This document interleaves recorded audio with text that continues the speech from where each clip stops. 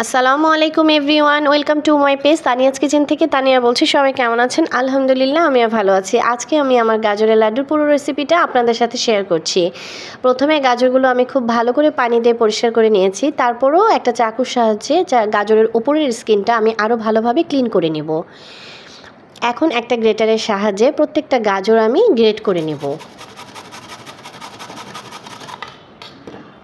প্রত্যেকটা গাজর আমার গ্রেট করা হয়ে গেছে। দেখেন কি সুন্দর লাগছে, মাশাআল্লাহ।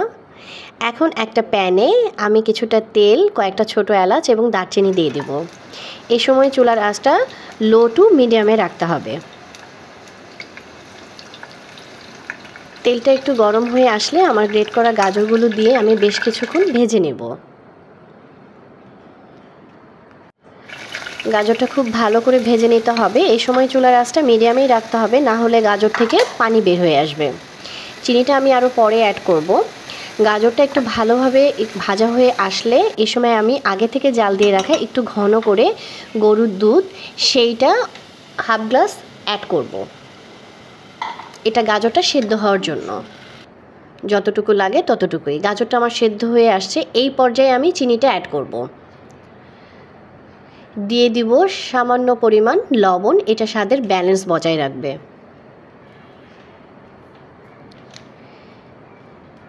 এখন আমি আবারও কিছুক্ষণ ভেজে নেব। এখন গাজর থেকে কয়েকটা গোটা মশলা আমি উঠিয়ে নেব। গাজরটা বেশ কিছুক্ষণ ভাজা হয়ে আসলে আগে থেকে কেটে রাখা কাঠবাদাম এবং কিছুটা কিশমিশ দিয়ে দেব।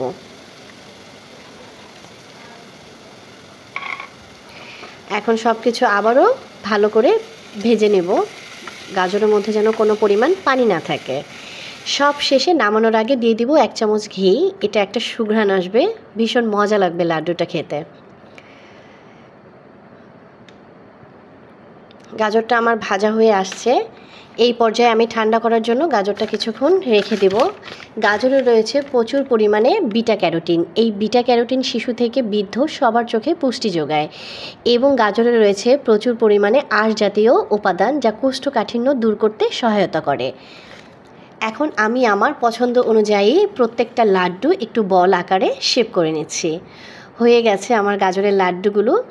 এখন একটু স্বাদের জন্য গুঁড়ো দুধের মধ্যে প্রত্যেকটা লাড্ডু আমি হালকাভাবে মাখিয়ে নিচ্ছি।